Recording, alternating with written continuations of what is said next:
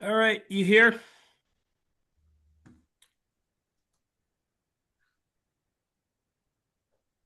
You there?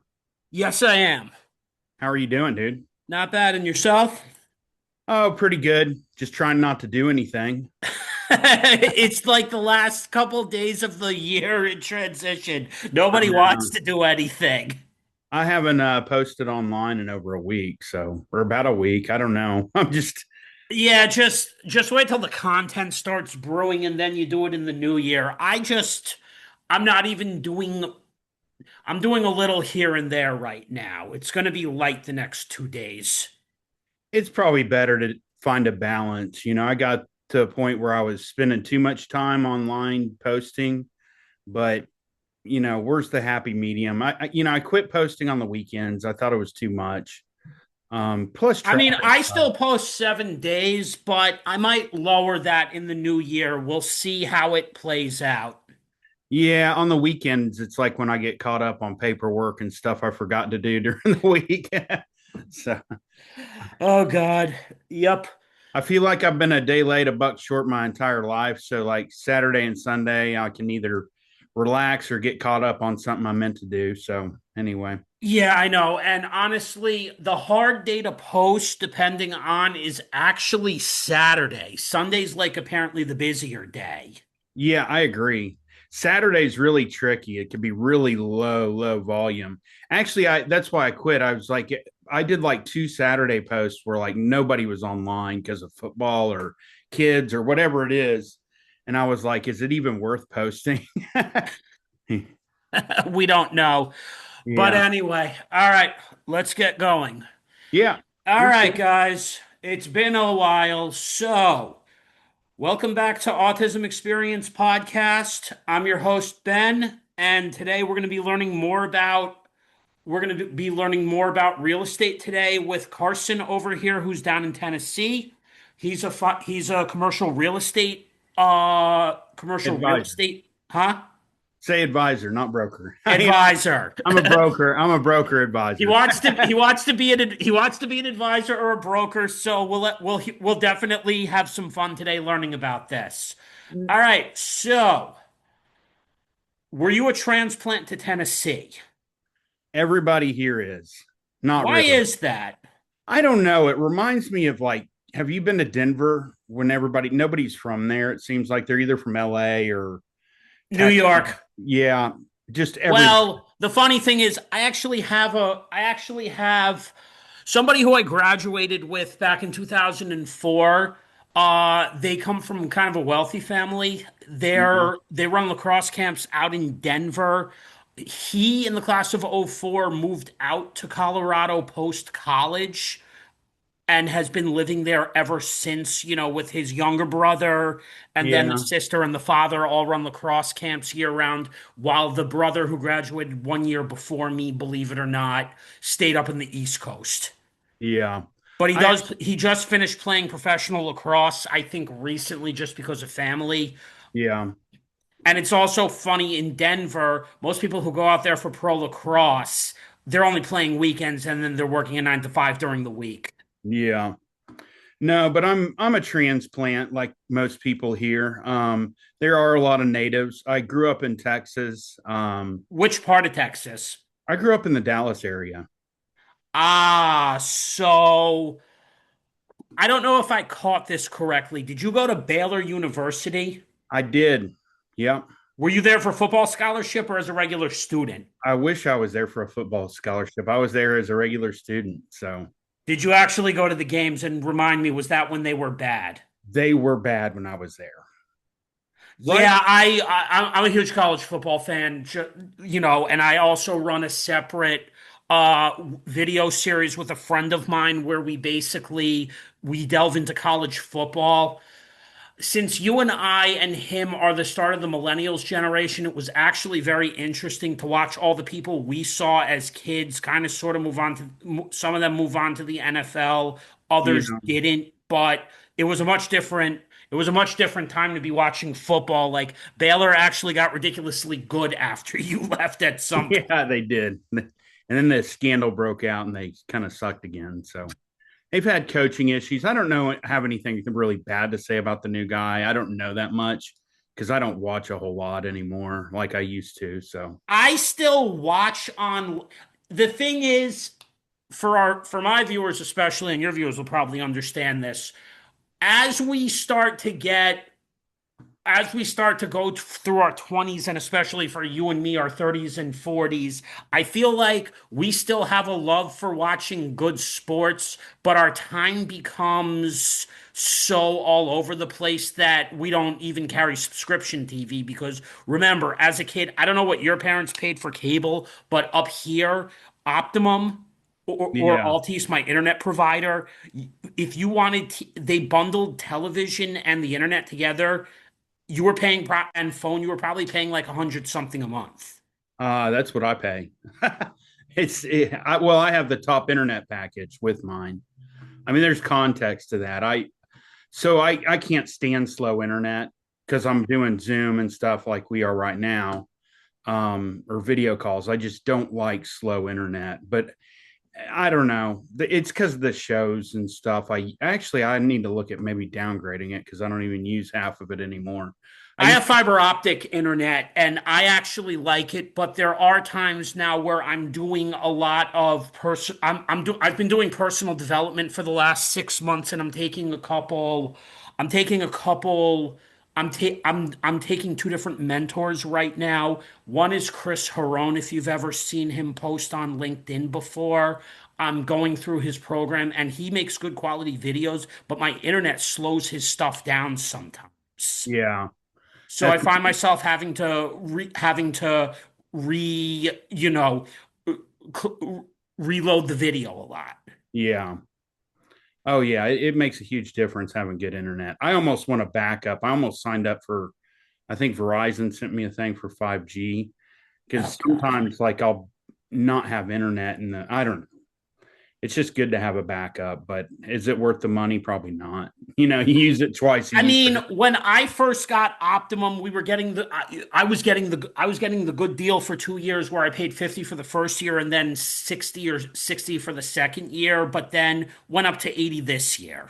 Yeah, that's not that bad, It's honestly. not bad, but because of the credits, but it's like still, I kind of Yeah, miss I that. know. I miss those introductory I rates. know. Well, my issue is as much as I'm paying, how much does the actual cable work? I mean, you're dealing with Comcast and other stuff. It's probably gone down twice in the last month, and then it's impossible to get a hold of anybody there. I don't really, I'd almost pay more if they actually did a good job. But anyway, Don't even get me started on yeah, I'll quit crying about it, trying man. to call Altice, because it's like the bank. They want you to talk to the automated system, and I'm like, no, it's a specific question that only a human can answer. You can't answer this. Yeah, yeah, I know. It drives me nuts. I don't get a temper until I'm talking to customer service, and it's not what they did, it's that I can't get them on the phone that pisses me off. It's like, come I on. worked customer service, and quite honestly, they're trying so hard to make it so you can't access a person. It's like Yeah, kind of unbelievably sick. It's like you people know AI can't solve all these it problems. can't. You're gonna have to eventually hire a human. It's a good try though, right? I think it eventually hurts their business where they go back to more human interaction. Well, if you saw the news, and I think you would get a kick out of this a couple days ago, the founder of Salesforce openly admitted firing 4,000 people was a really stupid idea. I don't think he's wrong. Well, my issue with it is no matter what you do, even if you're like call center, a lot of those jobs teach you things later for when if you are self-employed or if you want to go out on your own, you're going to have to deal with some difficult people. Um, Well, yes, that's the one thing I will say about customer service. I have not notoriously liked working retail or customer service, but I actually agree with you on that point, yeah, because especially when especially medical scheduling is one of those jobs that I think you need to provide a manual for, and I might consider writing a book on that one day, you yeah. know. sort of how to settle your emotions and deal with unreasonable people, because this is what medical Uh, scheduling taught me. The public has a lot of problems, and we're not talking about it's reaching the doctor. It's like you could be having a bad day, but then you are basically abusing someone you can't see face to face on the phone over your appointment, when the frustration is either with the pharmacy, the doctor, or the nurse because nobody's reached. yeah. No, I don't disagree with that. Well, I don't know. There's something psychologically, I think, about today's time where we're locked behind a door and behind a screen all the time. We don't really talk. Like you and I having a conversation right now is a good thing, because if you're always on LinkedIn, when they type words, it comes out differently than when you talk to them. You Oh know, no, that's one of the few things, because you just came across a connection of ours post who even just talked about it. The one thing I could say that I like especially about real estate is, even if I can't be physically in Utah, for example, on Briscoe's call, or yeah, in Texas for Angel Williams' call, or present in Chicago to be with Linda. I enjoy going on those video conferences because you actually get to talk to people. And a real human. Can you believe that? yes, so, it was so just you're like t- on the weekend when we did a phone call. I'm like, when was the last time anyone did a real phone call with so, someone so that you're telling wasn't customer service, or basically somebody bugging you because they want to sell you something? you're telling me Brian and Angel are they're not robots? I'm just kidding. No, of course Well, not. you get some of these accounts nowadays where you're like, is that even real? And I'm just like, I don't know. It's more on like X and like I Facebook. don't have an X account. Do you know that's the only social media that I made an account years ago and I forgot where it Yeah, is, just like MySpace, but I haven't touched any either of those in a bunch of years. yeah, I haven't even gone back on Facebook since 2020, which was probably the worst year to be on Facebook. yeah. I don't like Facebook. I actually just opened my account, and I You have reopened your account? yeah, and I'm trying not to connect with family or old friends from high school, just because I want them to call me if they want to talk, because I don't like. Yeah, that's actually the thought that I had once my second Facebook profile actually got ended up getting hacked. Yeah, Was, I think I'm gonna stay off here at this point. I think it was the best decision I made when I got off of it. I made that same decision. My so psychologically, it's not good to be on all these sites all the time, any of them. That's why, like, during the holidays, I'm trying to stay off LinkedIn, and during the week I limit my time. Like, I'm trying to get on there in the morning for a quick 30 minutes, and then at the end of the day again, and then stay off. But when you're Interestingly enough, I've seen my screen time, and I agree with you. I'm trying to do the same thing. It just depends throughout the day, where my attention is. Like yeah, right now, the phone right there, if I wanted to go on LinkedIn, I'm not going to. I see a notification. It's not so much the being, it's the notifications that get you. yeah. Oh, I know. It'll drive you nuts. The hard part is if you're actually selling somebody something on LinkedIn and they're interested, or you're not even selling them, they reach out to you because they're interested in doing business. Hey, I saw you on here. I just wanted to talk to you about this. And then you keep checking to see if they replied. It's like, okay, go do something else and check here like 3 hours later. You know, you, I've had people cold DM me and then asking days later, why didn't you respond? I'm like, yeah, do I really want to tell you that reason? man, I'll be honest. Sometimes I get too many DMs to where I can't respond to every Same single. here. I mean, it's like holy moly. I'd We be need like, to put together a master class for people on LinkedIn on not so much how to come off as annoying, but how to get your point across, or you know, how to respect when somebody doesn't answer right away. Because I've had yeah, people who I could basically just tell, here's the real reason why I didn't respond. It's the way you approached me. You're trying to I sell agree. to me. Well, everybody used to do that. The problem is nobody's telling them. The problem with it is that it works to an extent. They're going to get one out of every 3,000 people that'll do it. But my issue is I don't even think that's them that keeps messaging you. It's a robot. I'm like, dude, tell your robot to quit. I had a guy tell me that because I used to just sell people whatever. I didn't have any shame. I'm an open guy. I'm an extrovert for the most part, but that's most people saying like, hey, if I reach more people, I'll sell more. And it's really like it's not the right approach. And you eventually figure that out. This is years ago when I used to do that. But I just but the main issue is back in probably like 2019, that stuff used to work.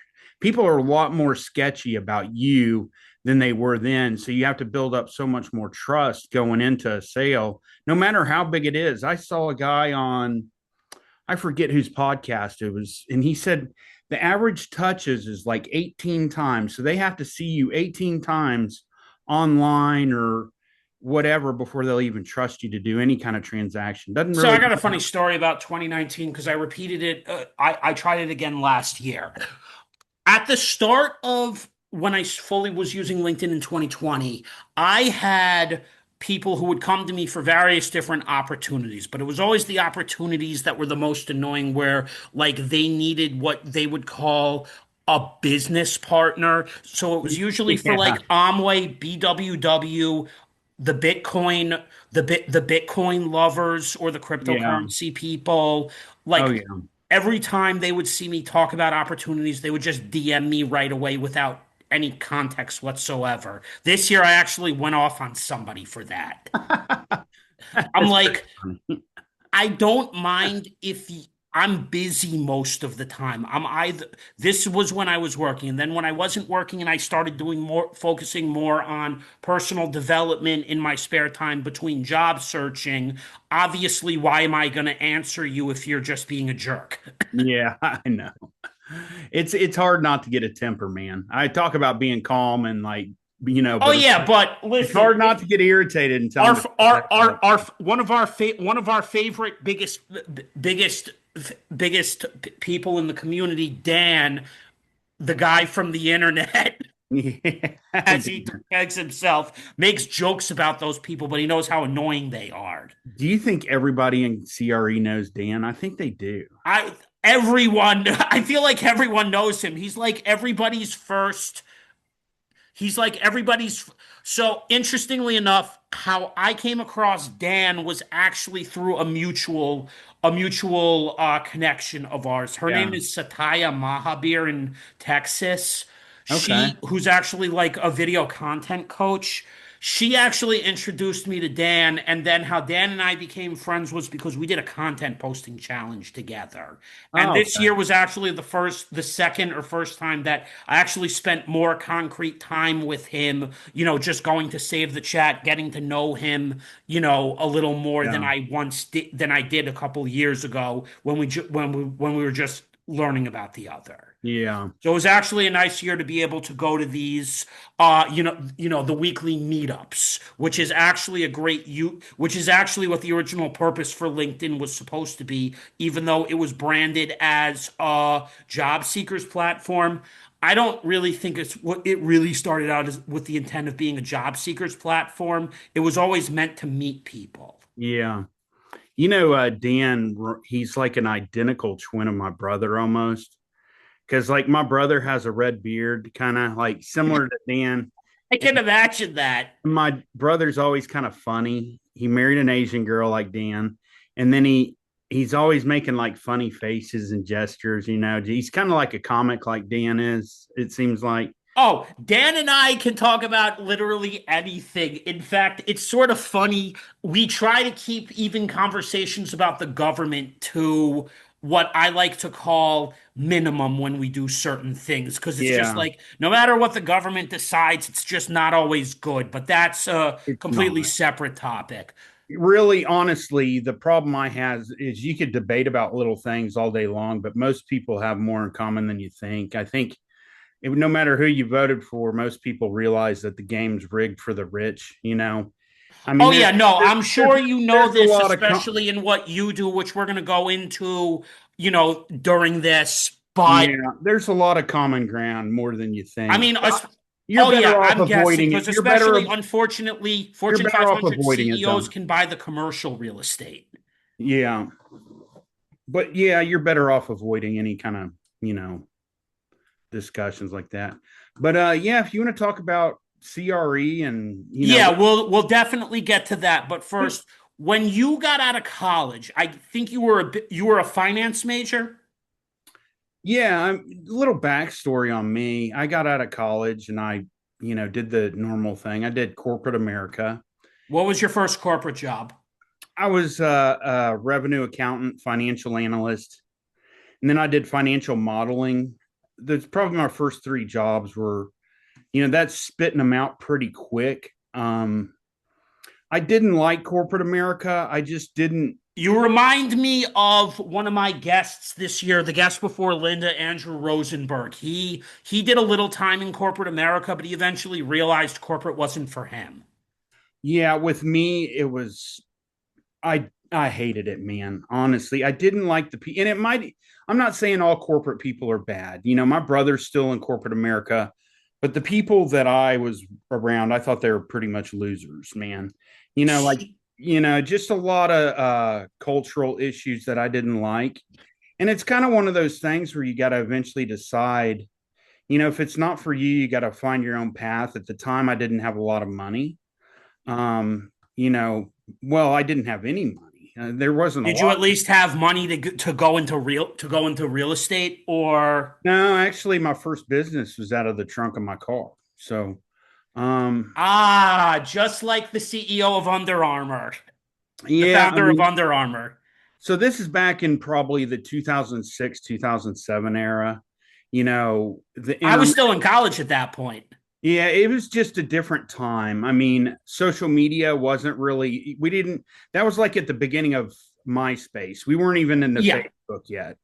Um, so No, basically, we were at Facebook. It's Facebook. So if you're talking about 2006, Facebook came out 2003, 2004. but If it you didn't go were, it didn't go public, and it was only open to yeah, students. originally Yeah, it was only accessible to people who were at registered yeah, you're universities. I right. was at community college and I couldn't get a profile until 2008. Yeah, you're right about that. It was like 2008, 2007 when it finally went public, but not public in a Yeah, soft when they did the perspective. IPO for it. Well, when they let like normal people on there, not students. But anyway, but yeah, it was I basically had no money, and my partner was a friend from college, and we both hated corporate America. And we were walking into oil and gas companies and we were selling marketing plans, and we didn't even have a website. That's how poor we were. Back then a website was probably $500. I can't even remember back in that day. It I wasn't would as have to go look that up myself. That sounds about right because today I feel like, especially for my podcast, I have two websites that are going to be launching in 2026.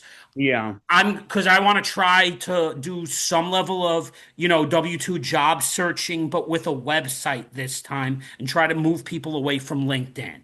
Yeah. No, I don't disagree. I don't know. I don't hate LinkedIn. I just think that LinkedIn shouldn't be the go-to just to verify employment. Yeah, I don't know about all that. I haven't looked for a job forever. No, But you haven't had to. That's well, why. well, investors look there all the time. That's the only reason I'm on LinkedIn is because if you meet somebody at a conference or if I meet them anywhere, they're gonna Google you, and LinkedIn's probably the first thing that pops up. Yeah. So that's my purpose. It's my basically my phone, my yellow page ad is my LinkedIn. I mean, Yeah. I mean, I keep it around for two purposes. Effectively, it becomes a lead gen for me for the podcast because, now I got people like you on here. The yeah, secondary purpose for it was originally job seeking, but even still there, I haven't gotten none of my jobs came to me ironically because of LinkedIn, but it's my employment history is viewable. yeah.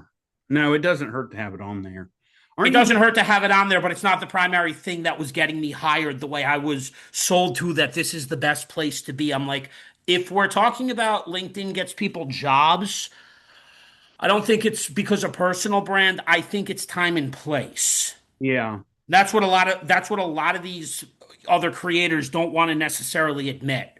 Your opportunities to work at places like Amazon probably came because you were at right place, right time. Yeah. I think there's a lot of, just based on the people that you associate with. And I'm not saying anything bad because I've been in the same boat as we watch each other and we start mimicking each other. And then, you see the same results, like you're attracting the same small investors.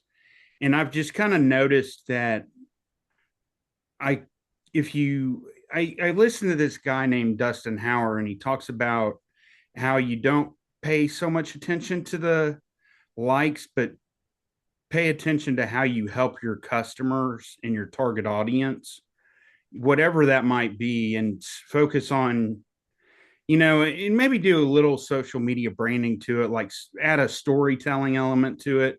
You got to jazz it up. It's all a show, and we understand that. Yeah, no, commercial real estate understands that. We follow a lot of the same people, and that's one thing that I've noticed that they're very, very good at. They No. get the partial branding part of telling the story, but they're not being overly stupid where it becomes cringe. Yeah. But I just think that, if you're really trying to attract the wealthy investors that are, not, I'm just talking out loud here. I'm trying to get away from, software engineers. Not that they're bad people, but I want people that are in a more capable position to where they're not as uptight. They need to be in a position to where they can afford to make the investment. They can do more money because it's the same amount of labor. It's the same principle for properties. If you're going to do a single family house, you might as well do multifamily because they're just as hard of work, maybe not a little harder, but you can do it at scale. With a bigger investor, you're doing just as much as work with a smaller investor. It's funny because there's a lot of multifamily investors, and from just going to Linda's meetup, Save the Chat, I get, nobody really talks about single family all that much, and Yeah. understand why single family is a headache. Yeah. And it's just, I don't know. I've been doing different stuff. Like through my newsletter, I've been able to attract, I'm more on the property sales side of things and investor side of things, substantially bigger So investors. when you do commercial, does commercial effectively mean you're selling you're still selling multifamily, or you're selling more warehouse type space? A little bit of both. Yeah, I'll do both. Like I just sold a little industrial like flex property out in Knoxville. It's for a client up there. I'm also How close are you to Ramsey Solutions? I I'm probably about 30 minutes away from him.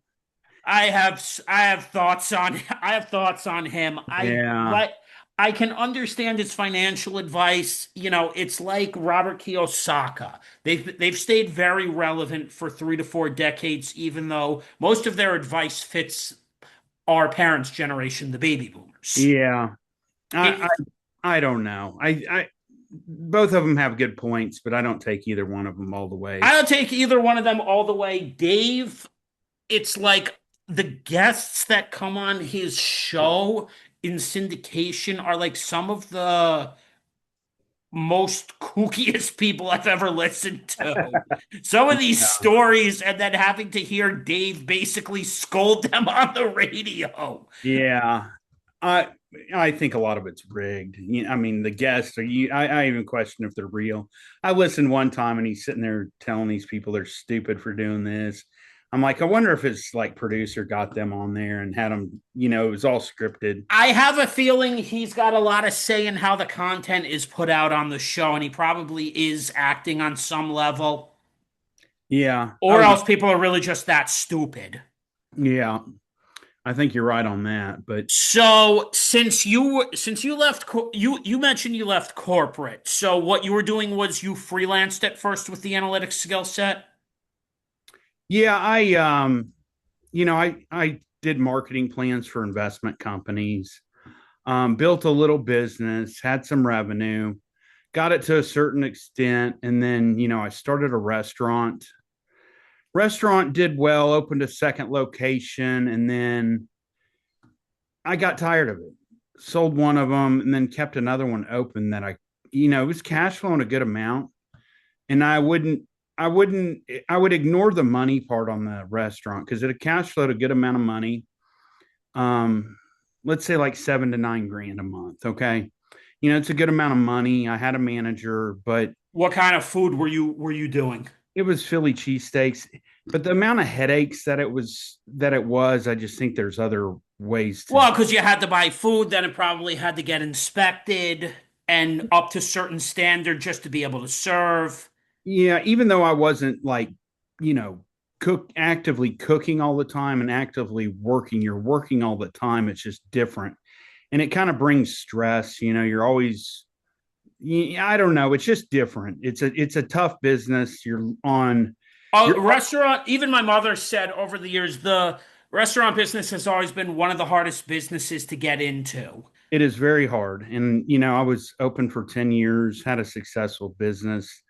I just think the aspect of it is you're constantly in psychological warfare because I've worked at restaurants before, and you're just like you're always trying to mess with your employees' minds by saying there's a little bit of leakage as far as theft. You're always stopping by saying, oh, doing like the inventory, hey, things are coming up, and then you're firing people constantly for stealing, and it's just constant psychological warfare because you're trying to prevent the theft before it happens, and scare them out of it. And then, there's other things you do, like we'd offer them free food and stuff, where it's like, okay, if they're getting free food, and I said, okay, you get free food if you come here. That's why we're zero tolerance on theft. You take one thing, you're fired. If you take something big enough, we're calling the cops. I'm not calling the cops if somebody steals a French fry, but if you steal, a couple $100, I might. I don't know. It's just one of those where, I was generous. It's just hard. Food can be just as monetarily important as cash. Yeah, yeah, I agree. Cash is the end result of the transaction of ordering food, but it's the food that they select that gets you the cash. Yeah, the other thing we do is, if they had family that wanted to come through the line, just give them half off. Because if you don't, they're going to steal it. They're going to wait until you leave. They're going to tell their mom and dad or cousin or brother to come up or their buddies and come get free food. The boss is gone. So just give Funny them. because I had a call with another guy who Andrew Rosenberg's co-founding partner in their investment firm. Perkins up in Canada did the restaurant industry. He told me on a call for some time. He told me it was stressful to no end, especially having to run it It with the is. Canadian government, but he was Well, that's eventually another able to get aspect. out of it. Yeah, that's another one. It's just constant. You have, even though you're not working, it's, equipment breaking down. It's all expensive to fix. It's, you know, Then you have to line up inventory, make sure that's accounted for. Yeah, it's a lot of moving parts. yeah. But, long story short, overall, I feel like it was a good thing that I got it over with in my earlier years. I don't regret it, but I wish I would have gotten out of that second location quicker and sold it faster. My intention was to sell it. I even talk about it in my book as I renegotiated the lease. Which one? The first book you sent The, me? the second one, The second one, the short one. I've looked over it a little bit and I did actually catch that. Those were both good books that you sent. We might I might organize something else with you to do the books eventually Yeah, that's because fine. I I'm not thought they worried were about it. very well written, and the one thing about them that I liked is it also kind of taught sales on some level. Yeah. I just, I want people to have, because it's your perception of, like, when you're in corporate America, it really sucks. I hated corporate America worse than anybody. And I talk about that in my book is nobody's going to have a bigger despite for corporate America than me. Actually, there are people that hated it worse, but I'm just saying, So this you is where know, I am on corporate America. but that doesn't mean you jump into a restaurant. It's not for everybody, No, this is where so I am on corporate America.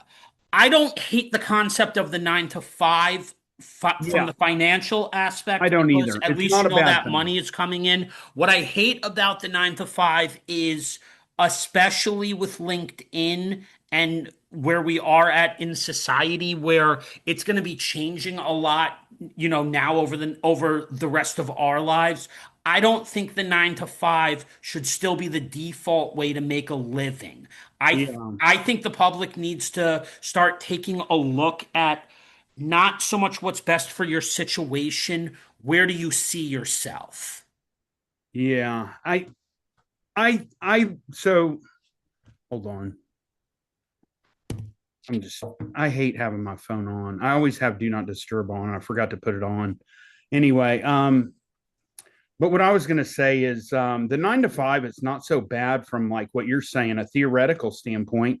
Like I liked having the 401k. I didn't have to worry about really saving money because it automatically went in there. And there's ways you can set that up as you're Yeah. self-employed. But honestly, when you get out there and you're an entrepreneur, your first couple years, you're just focused on survival. Okay, I got to sell something. I don't have anything coming in, kind of like my early days when I'm going door to door, basically not door to door, but I'm going into businesses and selling them. I'm more worried about making a profit, and you forget about that long term aspect, like a 401k. It's not a bad thing, but eventually, I don't know when it was, like 5 years into it. I'm like, holy shit, I don't have any kind of like IRA. I had cash sitting there.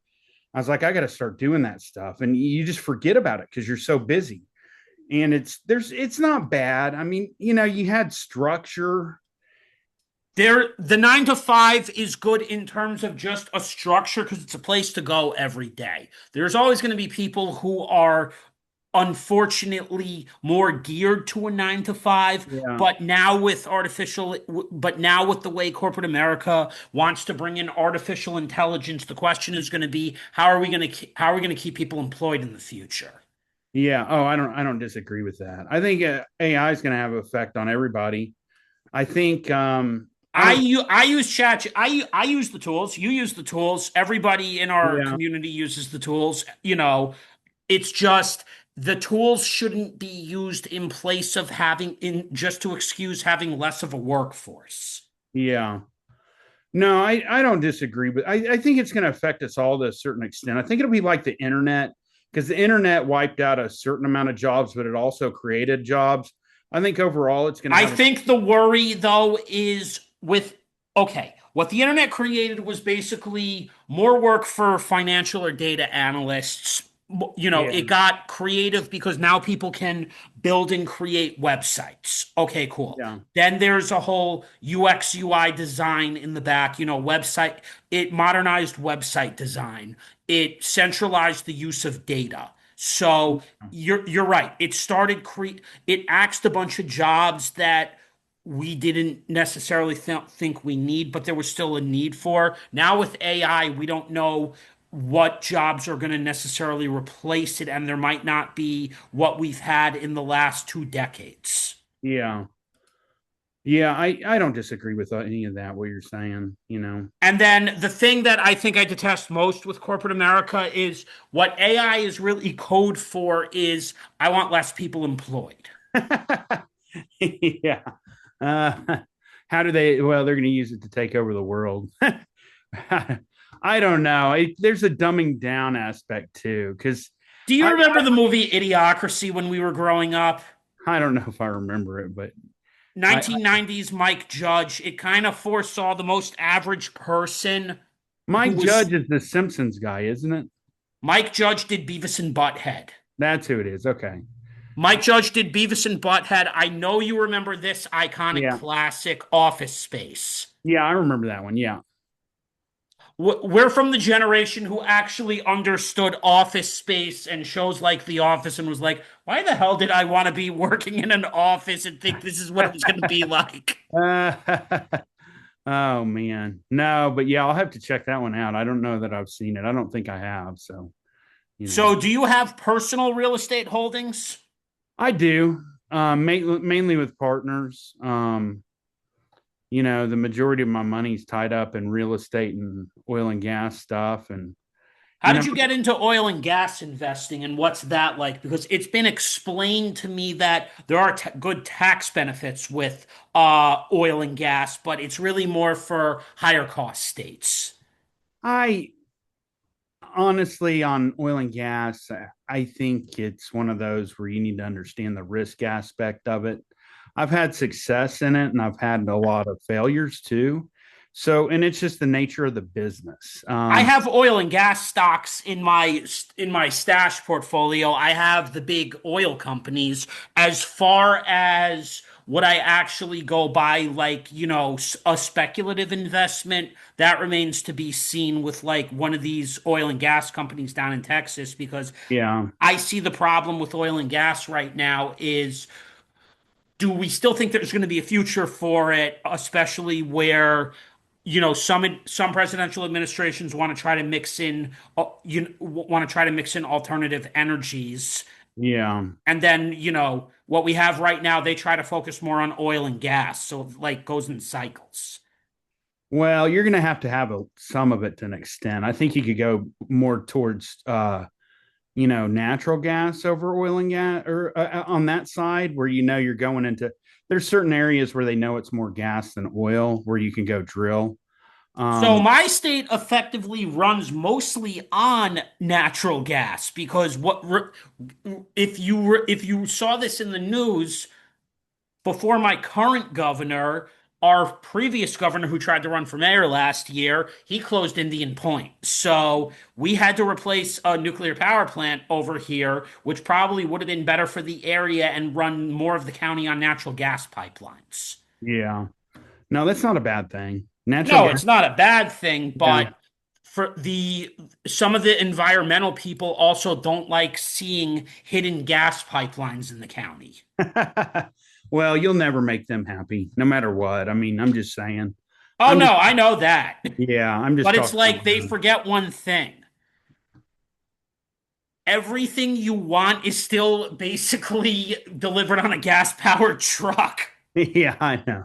I know. They're never going to totally eliminate it. All they do is make it more expensive. But I'm not opposed to finding alternatives. I'll say that. I think you're going to have to, with all the AI and the power that it needs to go. I think you're going to have to get into So more that's nuclear. also one of the reasons why I've also been a little bit of a skeptic on AI. I like using it, but I also was just about 2 months ago, I went to the Knowledge House, and I know the co-CEO and founder of it. So, because she came on my podcast last year in, like, I think it was November. Anyway, their tech empowerment day this year, there was a present part of the presentation on the second day was about AI, and it also showed how unenvironmentally friendly AI it can be. Yeah, Like, the biggest problem with it is, think one bottle of water. If, let's say I have a 12 case of water, yeah, that's how much electricity and water gets used up just with all these AI data centers and the water. yeah. Oh, I don't doubt it. With the cooling, all that. No, yeah, there's definitely a lack of energy. I think the AI is going to suck the energy out of our country. I think a lot of it's not sustainable, though. I think a lot of these AI companies are going to fail, kind of like the .com boom. Because you look at like, Oh God, we're old enough to remember that one. yeah, you got to look at like how much cash Chat GBT's burning through because they're losing money, and I don't know what to Yet tell. Claude, well, I think more of that has to do with leadership. Still, though, it's like every time you hit a What I just read about what about Open AI, and this was Musk's funded venture, as a partnership venture as well. I actually agree with you on that, because what I was about to say is, I don't like, note how Open AI needs the government. We had this problem already. Remember when the government needed to bail out the banking sector? yeah, yeah, Why are we doing the same thing all over again, where we're bailing out a sector? yeah. Oh, I don't disagree with you. If Yeah. we're supposed to be allegedly a free market capitalist society, according to the majority party in power, where in capitalism does it say bail out an industry? Yeah, no, I don't disagree on, back when they bailed out all those companies, it was kind of got a little ridiculous. They screwed everything up and then they still got bonuses, all the executives and all The that. valuate well the Because the banks overvaluated. Yeah. Oh no, I don't disagree with that.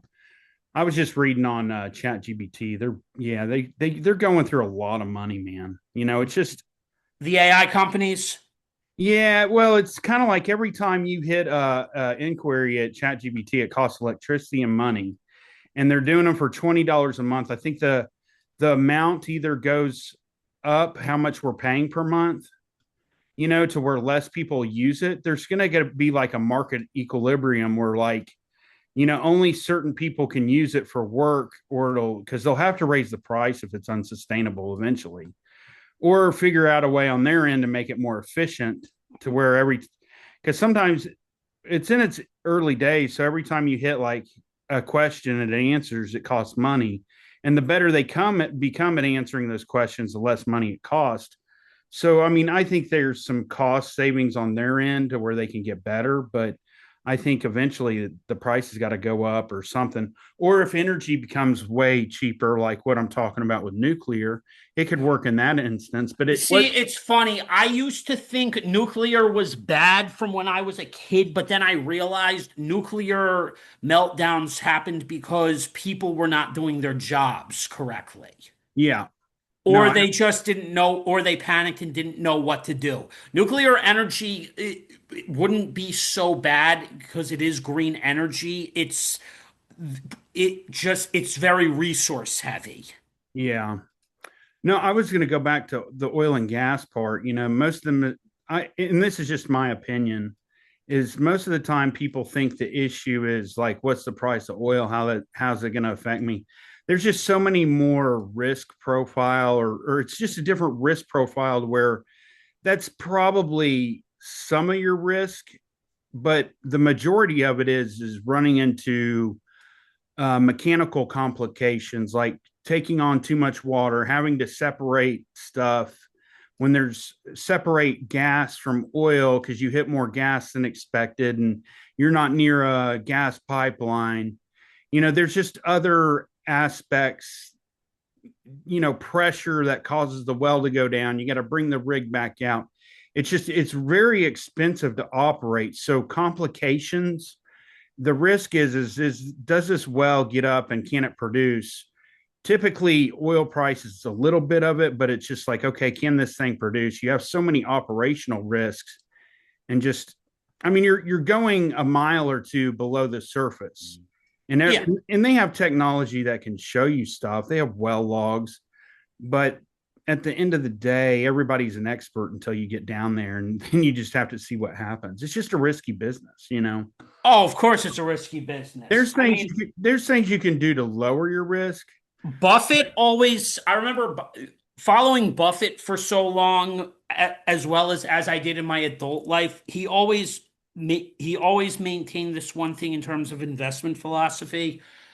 You have to which is reinforced when with Chris Harone's program that I'm going through right now, which is the executive MBA. Yeah, You have to understand what you're investing in first and really make an effort to understand what you're investing in before you go and do it.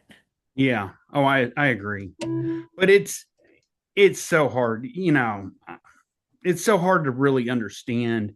I mean, by the No, time, but this is why I've been grateful to be able to go to the real estate meetups because it's taught me a lot. And when I now I just want to now I just between hopefully getting a W-2, getting my podcast going in the new year because now I have an old colleague from when I was at Goodwill who we're gonna secure business funding and go build this and start go building, the creative media studio forward. Eventually, he and I are discussing real estate portfolio, and I'm gonna start coming up with showing him ideas where we can buy and stuff like that. Like Dan at one point actually talked me into self-storage, which I think wouldn't be a bad investment. I don't think it's a bad investment at all. I think it's People always need a place to basically store their junk. yeah, it's recession resistant, man. I mean, you got to pay attention to supply, like make sure it doesn't get overbuilt. But like, if people start losing jobs, they move back in with their parents and they throw it in storage for a couple of years until they get their feet back up. I mean, everybody did that in 2008. Everybody and their mom moved back home to Oh their yeah, parents. because the younger half of our generation unfortunately haven't been necessarily fully able to leave home just yet. I'll be honest with you, looking back in that day, if you didn't move back home, it was because your parents were supporting you or you're rich. It seemed like almost everybody, or they were in an industry where they were fortunate enough to not get cut. Like if they were in medical or something like that, they didn't have to move back home. Medical's got layoffs too. Well, yeah, It's but just dependent on the circumstances. back in that era though, they weren't seeing it like the rest of us. But No, they're you not. know what I'm saying though. Yeah. Back in 2008, it was expanding because it was starting to expand in terms of hiring. Now the industry is facing downturns because of what they're still going to hire people because healthcare is a people-centric business and you still need doctors and nurses. How they use AI is good, I don't know how they're going to use AI. I don't think they know how they're going to use AI. I don't think they do either. They're trying to figure it out right now. Yeah, and in my situation, I think I probably wasn't the only one. They decided they didn't want as many medical scheduling, even I'll, though that's one of the harder things I would say is not something that should be eliminated just for AI. I'll tell you this, and I hate to scare you, but something's going to happen where AI screws up something really bad. Like it's going to be like one of the banks is going to use it, and like $1 trillion went missing or something Oh, I crazy. wouldn't be surprised. That's That's not. actually not that wouldn't be scary because I'm thinking if the banks are trying to use AI, there's Yeah, going to be a crisis. or like an airline's going to use it, or something's going to happen where it's like, and then the government's going to get involved. It's there. There's not a the story's not over with AI. They're going to try and use it on everything, but I think there's some disasters on the horizon. I don't know what it is, but I don't know what it is either. I mean, something's going to happen because they're going to attempt to use it for everything. And And you really can't. You know what's funny? Because, as I'm beginning entrepreneurism myself, there's something that tried to understand with executives and, founders, and I don't. What is it with you guys in trying to cut corners by finding a cheaper solution just because the CFO said so? It's not always a good idea just because the CFO looks at numbers. yeah, The CFO, we like these people. They're definitely important to a business, but they're looking at numbers. It's sometimes like the government. They're detached from reality. yeah. I mean, from my perspective, with me, most of my issue is not necessarily I don't want to pay somebody. It's just, are they going to do a decent job? So, Well, that's true with contractors. so a lot of it is not necessarily but then when you get into a robot, are they going to do a good job too? I think some of the stuff that chat GBT, like if you pump a post through there, they'll screw it up. And you're like, I wasn't trying to say that. I was like, man, I could have just hired a human to do this. But you know what I'm saying? I think it's like they're trying to figure out what AI, they will get rid of the human if it can do a better job at a less price. But there's certain things, if the human does a better job, they won't get rid of it. There's parts. I'm going to say this last thing on that, and then we're gonna do a quick spot for your podcast. Yeah. All right. So to that point, what I would say is this. We need humans working incompatible with AI, and I think a lot of these companies are going to have to start to realize that you can't. You're at some point we're going to have to pay people who know enough about AI reasonable enough wages and stuff, so you can have people helping you back up systems where AI is going to do something legitimately stupid. Yeah. Hey, guy's gonna do something legitimately stupid. Believe me, I'm I, sure you've I probably sold commercial buildings to CEOs and you're probably like, you have to be stupider than me because uh, you're a pretty intelligent person. Most people in this community are pretty fairly smart and intelligent. We might not all be, the smartest of the smart. I don't pretend to be the smartest of the smart. I just know things from, life and experience. But some of these people, like you said, who probably got into, executive roles, probably came from rich families and didn't have, quite the life experiences like we did. No, I don't disagree with that. And then, but I see a lot of people with money like you're talking about, where you're like, golly, how is this person rich? You know, because they're not very smart. Inheritance. Yeah, you're like, they're not very smart. You know, I don't know, but I know what you're getting at. It's like, come on now. So, Yeah. So to finish up, what's Carson's Corner all about?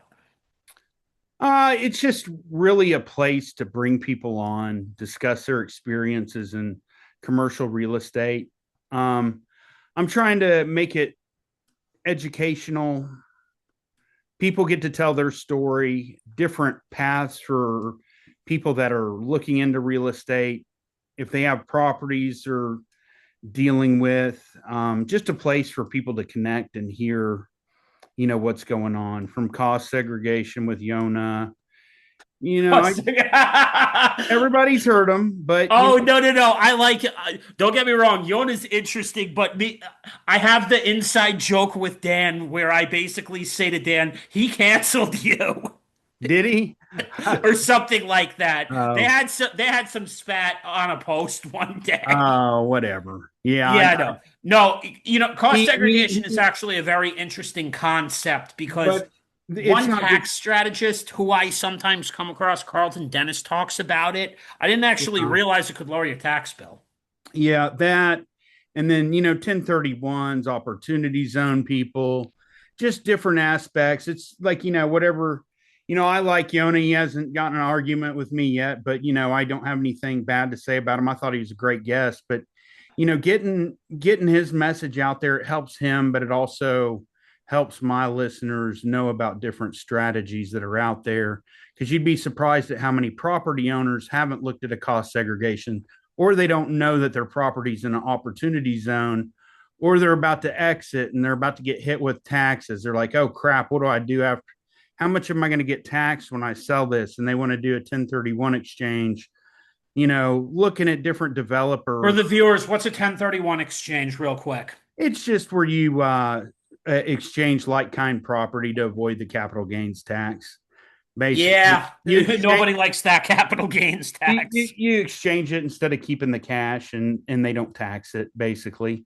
But it's done through the government. There's certain steps you have to take, but just educating people, bringing different people on from different aspects, from capital raising. There's just so much that goes into commercial real estate. There's almost something new you could learn every day. So my goal is to just get different types of guests on there, and kind of shed a little light on different stuff. So Yeah. So appreciate you for coming by, and we all definitely learned a lot today.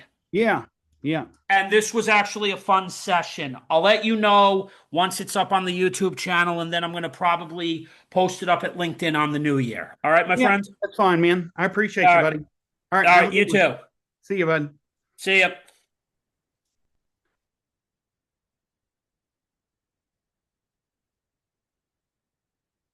All right. Now I will pause. No, stop.